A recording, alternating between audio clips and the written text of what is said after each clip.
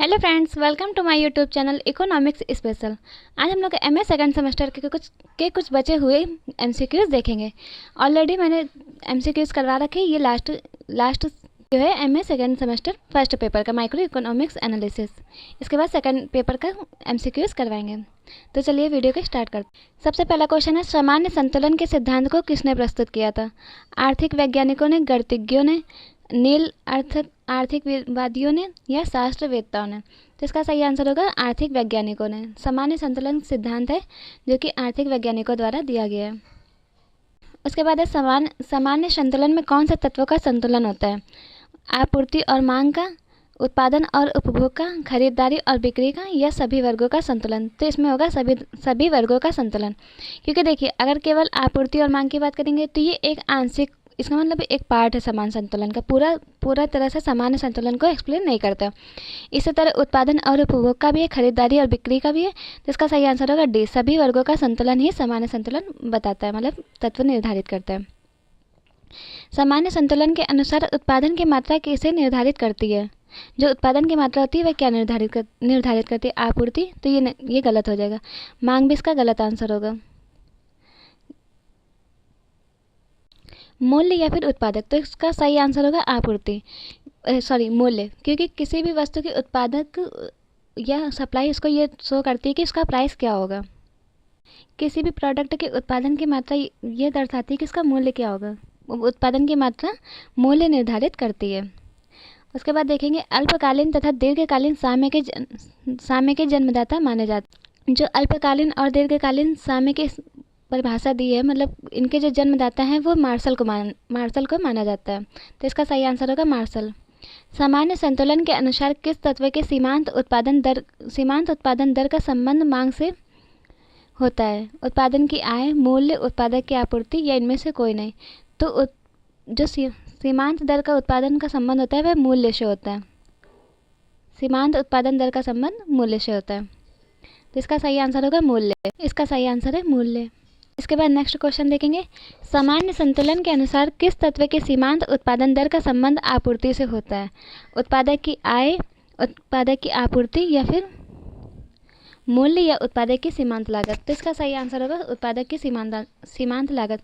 देखिए, सामान्य संतुलन सिद्धांत इंपॉर्टेंट है। ये यूनिट 4 का क्वेश्चन है, तो इनमें से एक क्वेश्चन आपके पेपर में जरूर आएगा। आर्थिक विश्लेषण में सबसे अधिक प्रयोग किया जाता है? जो आर्थिक विश्लेषण होता है उसमें सबसे ज़्यादा क्या प्रयोग किया जाता है? तो उसमें सबसे ज़्यादा स्थिर साम्य को माना जाता है। स्थिर साम्य का प्रायोरिटी पर रखा जाता है। इसके बाद बात करेंगे, स्थैतिक संतुलन वह संतुलन है जो कि विचाराधीन समयावधि के बाद भी है। ये किसका कथन है? देखिए, यह है स्थैतिक संतुलन। ये स्थैतिक संतुलन की परिभाषा दी गई। स्थैतिक संतुलन वह संतुलन है जो कि विचाराधीन समयावधि के बाद भी बना रहता है। तो ये परिभाषा किसके द्वारा दी गई थी? प्रोफेसर जेके मेहता, बोल्डिंग, मार्शल, या फिर रॉबिन्सन? तो ये परिभाषा दी गई थी बोल्डिंग के थ्रू। तो इसका सही आंसर होगा बोल्डिंग। कभी कभी एग्जाम में डिफिनेशन दे देते हैं, उसके बाद पूछते हैं ये परिभाषा किसने दी है। इसके बाद बात करेंगे, इनपुट आउटपुट एनालिसिस का आविष्कार किसने किया? जो इनपुट आउटपुट एनालिसिस है उसका आविष्कार किसके द्वारा किया गया था? वाल्रस, पिगो, सैमुएल्सन, या फिर प्रोफेसर लियोनथिप? तो इसका सही आंसर होगा लियोनथिप। इनपुट आउटपुट एनालिसिस के बारे में इन्होंने प्रोफेसर लियोनथिप ने ज़्यादा अच्छे से एक्सप्लेन किया था, मतलब इन्होंने ही यह सिद्धांत दिया था। उसके बाद बात करेंगे, एलिमेंट्स ऑफ प्योर इकोनॉमिक्स के लेखक हैं? वाल्रस, मार्शल, हिक्स, या फिर रॉबिन्सन? तो इसका सही आंसर होगा वाल्रस इसके राइटर है एलिमेंट्स ऑफ प्योर इकोनॉमिक्स के। उसके बाद है, प्रोफेसर मार्शल ने मूल्य निर्धारण की व्याख्या किस साम्य के अंतर्गत की है? जो प्रोफेसर मार्शल ने मूल्य निर्धारण की अवधारणा दी है, मतलब मूल्य निर्धारण किसके अंतर्गत दिया है, किस साम्य के अंतर्गत? अल्पकालीन साम्य? तो ये गलत हो जाएगा। दीर्घकालीन साम्य? ये भी गलत हो जाएगा। उन्होंने स्थिर साम्य को सही माना था। स्थिर साम्य के बेस पर उन्होंने अपने मूल्य निर्धारण की परिभाषा को दिया था। प्रोफेसर पीगो ने खड़े अंडे से तुलना किस साम्य से की है? आंशिक साम्य, सामान्य साम्य, स्थिर साम्य, या फिर अस्थिर साम्य? तो इसका सही आंसर होगा अस्थिर साम्य। बाकी ये सारे ऑप्शन गलत हो जाएंगे। उसके बाद है, सामान्य संतुलन के लिए क्या क्या आवश्यक है? सामान्य संतुलन के लिए क्या आवश्यक है?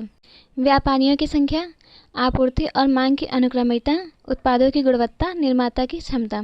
तो जो सामान्य संतुलन के लिए सबसे ज़्यादा इंपॉर्टेंट है वो है आपूर्ति और मांग की अनुक्रमिकता। निर्माता की क्षमता इतनी इंपॉर्टेंट नहीं, उत्पादों की गुणवत्ता भी इतनी इंपॉर्टेंट नहीं है, व्यापारियों की संख्या भी उतनी इंपॉर्टेंट नहीं, सबसे ज़्यादा ज़रूरी है आपूर्ति और मांग की अनुक्रमिकता। ये हम लोगों ने स्टार्टिंग में भी एक क्वेश्चन में देखा था। वॉलस संतुलन के अनुसार किस विधि का उपयोग करके संतुलन स्थिति की प्राप्ति की जाती है? निर्धारित मूल्य, अभिकलन या फिर सीमांत लागत, या ये सभी। तो इसका सही आंसर होगा अभिकलन।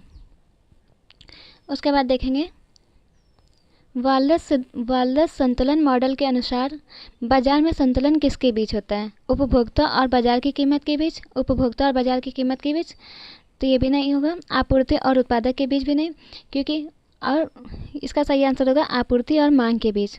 देखिए उपभोक्ता और बाजार की कीमत के बीच जो होता है संतुलन मॉडल वो ज़्यादा, मतलब इन्होंने आपूर्ति और मांग के बीच को आपूर्ति और मांग के बीच रिलेशन बताकर संतुलन मॉडल का सिद्धांत दिया था, संतुलन मॉडल इन्होंने स्थापित किया था। इन्होंने मतलब बताया था कि जो संतुलन होता है वो आपूर्ति और मांग के बीच होता है, इसी के अनुसार इन्होंने अपना संतुलन मॉडल का प्रस्तावित किया था।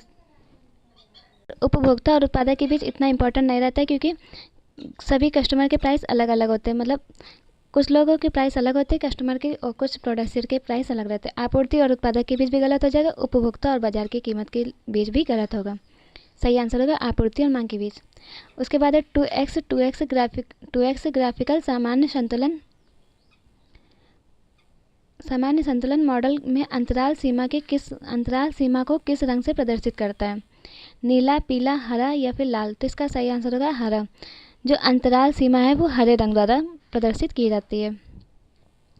उसके बाद है ग्राफिकल सामान्य संतुलन मॉडल में उत्पादकों को किस रंग द्वारा प्रदर्शित किया जाता है? नीला, पीला, हरा या फिर लाल। तो जो उत्पादकों को प्रदर्शित करने का कलर है वह होता है लाल। पूर्णतया काल्पनिक स्थिति है स्थिर संतुलन, बहुमुखी साम्य, आंशिक संतुलन या फिर सामान्य संतुलन। तो ये है सामान्य संतुलन। सामान्य संतुलन की अवधारणा पूर्णतया काल्पनिक है। वॉलस का संतुलन मॉडल किसने विकसित किया है? Leon Walras, John Maynard Keynes, Milton Friedman, Arthur शिकेल। तो इनके तो नाम से ही पता चला ये सिद्धांत वॉलस ने ही दिया है। इसके बाद है वॉलस संतुलन मॉडल के अनुसार बाजारों में कितने प्रकार के कारक होते हैं? तो इसका सही आंसर होगा चार प्रकार के कारक होते हैं। तो ये कुछ बचे हुए क्वेश्चन थे एमए सेकंड सेमेस्टर के फर्स्ट पेपर के। अब मिलते हैं नेक्स्ट वीडियो में एमए सेकंड सेमेस्टर के सेकंड पेपर में के साथ। अगर वीडियो पसंद आई तो लाइक करिएगा, चैनल को सब्सक्राइब भी करिएगा। इसके अलावा आप लोगों को कोई और भी टॉपिक पर वीडियो चाहिए तो आप लोग प्लीज़ कमेंट में ज़रूर बताइएगा। तब तक के लिए थैंक यू।